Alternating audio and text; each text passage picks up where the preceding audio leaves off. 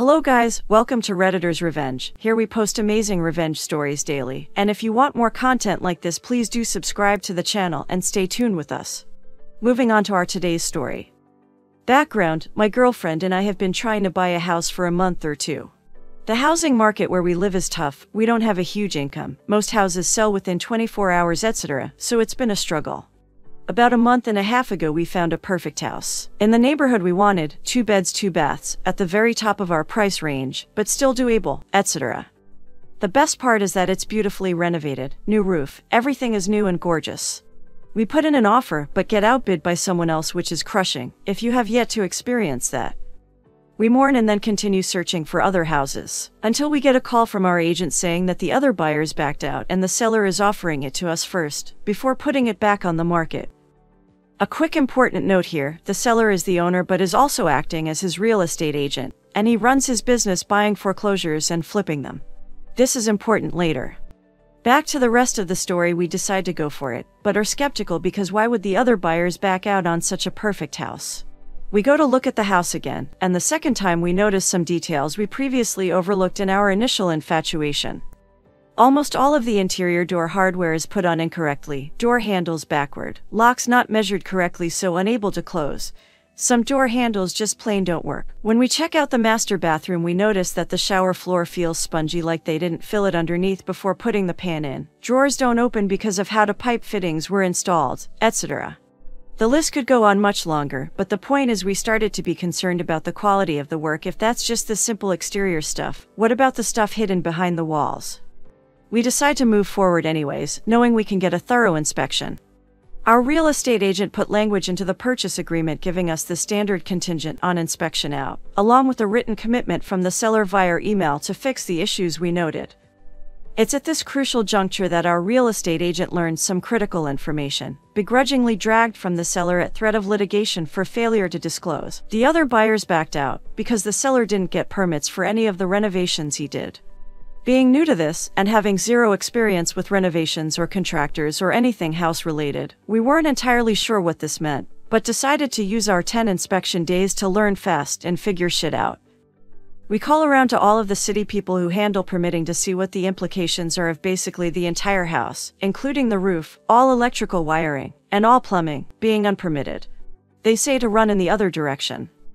My Google and Reddit research turns up that it's kind of absurd to still ask full price for a house in this situation, so we go back to the seller and ask him whether he would consider getting the work permitted or dropping the price the amount it would cost us to get the work permitted. He blows up, basically says we don't know anything because we're girls. Don't we know what a hassle it would be to open up the walls to permit all of the wiring and plumbing? Accuses us of trying to extort him, and tells us we're lucky he's even working with us. Okay. It is at this moment that I internally say duck you and decide he was going to suffer some consequences. At this point, we still have about 8 days in our inspection period, so I start by doing some serious research and putting together all the pieces. Now knowing what an asshole this guy is, I'm seeing some earlier minor concerns in a new light. In our area, there are 2 different seller disclosures, one that is thorough and awesome, and an alternative that is shitty and doesn't require the seller to document or disclose much of anything.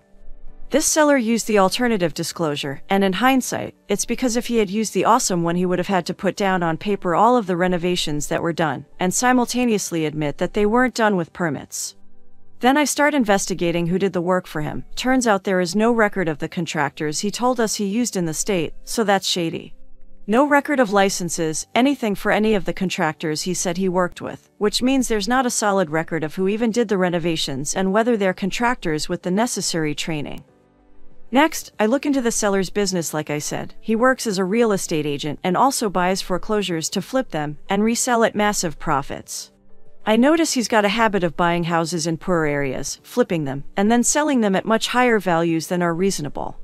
I pull permits on several of his other projects, and lo and behold, this is not the first time he has done a shit ton of work without permits. At this point, here's what I have: shady seller, doing tons of unpermitted work with contractors who might not be contractors or licensed to do the work. Selling to a lot of buyers who are unlikely to fully understand the implications of buying a property that is almost entirely unpermitted. For those who don't have a clear grasp of permitting, here's the short of it: you decide to do renovations, you go to the city to let them know, pull a permit, and then they have inspectors come out to make sure everything is up to code. Without permits, you have no guarantee that any of the work is done to code, which at least in the case of plumbing and wiring can be a huge safety issue. In addition, if anything ever does happen as a result of that unpermitted work, and your homeowner's insurance finds out it was unpermitted, they can refuse to cover any damages.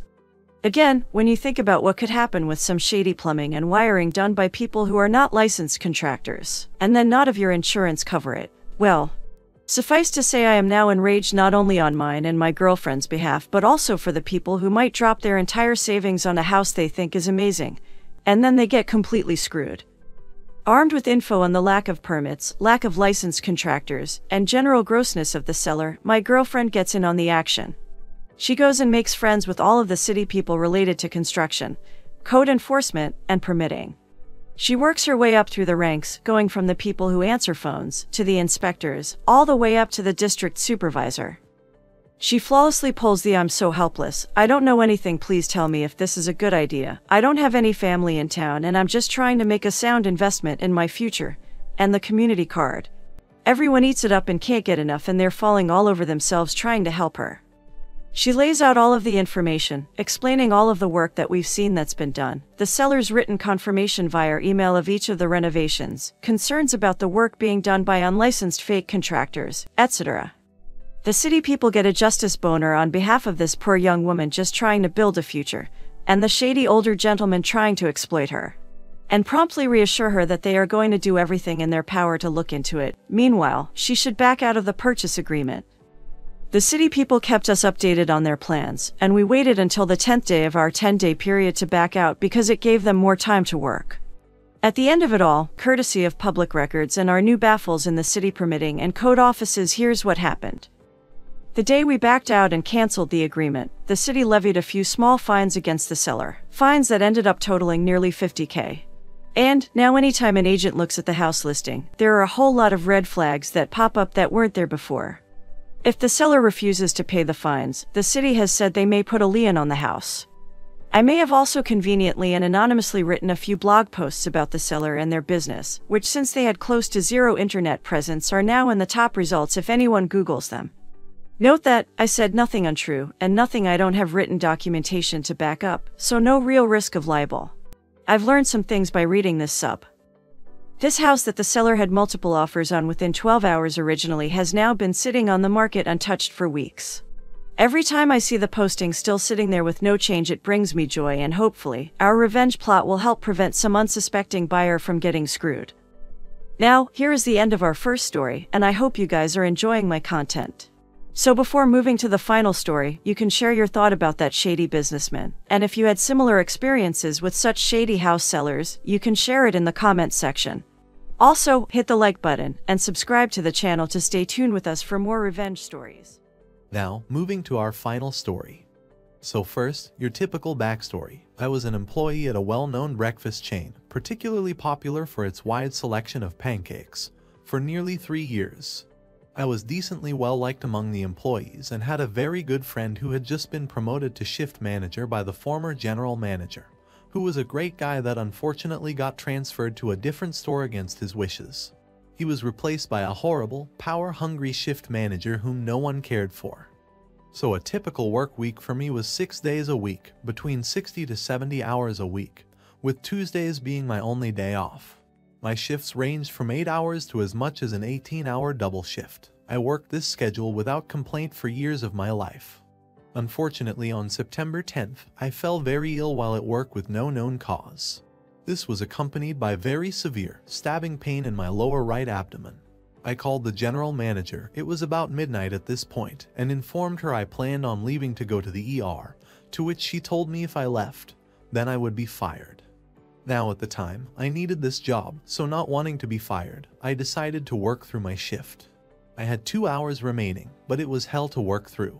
Finally, 2 a.m. rolled around and I immediately left to drive to the hospital. Upon arrival, I was admitted almost immediately into the hospital due to scan results showing an inflamed appendix. I called the general manager and let her know that I was being admitted to the hospital, and would keep her updated. Her response, if you're going to try to get out of work, can you at least find someone to cover your shift in the morning? Some people note at this point it was around 3:30 a.m. and my next shift that she wanted me to cover was at 8 a.m. the next morning. A few hours later, I was notified that I needed an appendectomy and it would be scheduled for the following morning. I agreed, signed the release, and called up my manager to notify her. I told her that I would be out of work for at least a few days, but after surgery, I'd let her know. It is important to know that I kept her informed throughout my entire absence. I even sent her a picture of myself laying in a hospital bed after multiple accusations of faking. I still have those texts. So surgery went smoothly. However, they found that I had a gangrene infection in my appendix that appeared to have spread. Due to complications involving this, my hospital stay ended up being 2 full weeks. I was discharged at noon and drove to work almost immediately after discharge to inform them I was out of the hospital and cleared to come back, as well as turn in the hospital note, proving I was there. To my surprise, the regional manager is there. I walk in and find both the regional and the general manager at the front counter having a conversation. I slide the note towards them on the desk and inform them that I was cleared to come back to work. The general manager looked at me in utter disbelief. "Excuse me. You've already been terminated for no call, no showing for 2 weeks. I reminded her that I did keep her informed and had proof. She cut me off and with an annoyed tone said that she'd give me another chance. I came back in that night for my shift, luckily working with my friend the shift manager. I was also training a guy I had never seen before, not uncommon as I was a floor supervisor trainer. My friend later called me into the office, and that's when I learned that I was only rehired so that I couldn't file a wrongful termination suit, and said that the person I was currently training was my replacement. The general manager had plans to fire me the next morning. As shocked as I was, we immediately hatched a plan. So this restaurant was dirty, huge roaches infesting the kitchen and dining room, black mold, rotten food mixed with fresh food, water leaks so bad the carpet in the dining room is decaying, you name it. We have reported these issues to the general manager multiple times, but nothing ever happened. My friend sent the trainee home with the excuse that our labor was too high, and I spent the remainder of my shift taking pictures of every continuous health code violation I saw. I went as far as cooking orders, just so I could get pictures of the grills and kitchen areas without suspicion from other employees. Finally, the next morning rolled around. I woke up to a call from the general manager. Sure enough, she demanded that I turn my uniform in because I was being terminated immediately. I drove up there and asked for the reason behind my termination, and she replied that I was a lazy worker who always complained that they had hours. Please remember, I averaged about 64 hours a week and never complained. Not in the mood to argue, I simply turned in my uniform and left. But that's not the end of my plan. I was one of the only food safety permitted employees. I had just renewed my permit, so all of the information in the class was fresh on my mind. I also distinctly remember the health inspector teaching the class stating that if we wanted to report our workplace, just come in, ask for him, and bring evidence. I went straight to the health department, asked to speak with him, and supplied 7 written paragraphs of every violation, as well as all of the pictures I had taken to back my claim up. He informed me that with the picture evidence, it would be hard for the restaurant to fight. He also informed me he would follow up with a surprise inspection the next morning. The next morning, I woke up and found messages from my general manager calling me a snitch and a grainer. Luckily, my friend recorded the entire inspection from the office. Due to how recent this story is, I will not be releasing it due to it showing faces as well as names being mentioned, but it was beautiful, and it showed who the true whiner was in this situation. The general manager was slapped with a hefty $7,000 fine for allowing unpermitted employees to work, and the restaurant was ordered to shut down operations permanently. Now, as much as I want to feel bad for the people left without work, I don't, and for the decent employees, the story has somewhat of a happy ending. My friend has always talked about wanting to open her 50s diner-style restaurant, where everything is cooked homemade and with care. What better location to do it than in a familiar location where you already know what's wrong with the building and what needs to be fixed. She applied for a loan, and on October 13th of this year, she purchased the building. Renovations have already begun, and a new diner, named after the highway it is built directly beside, is expected to occupy the space by January 2020. As far as employees go, I have been given the role of shift manager, and the clean employees, permitted, and hard workers from the former restaurant are being offered the same positions at the new restaurant. Cooks will be cooks, servers will be servers, etc. Now, that concludes our video for today. I hope you enjoyed the video. Guys, let me know what's your opinion about this story, and you can also share your stories about your asshole bosses in the comments section. So before leaving, please hit the like button and do subscribe to the channel to stay tuned with us for more awesome stories.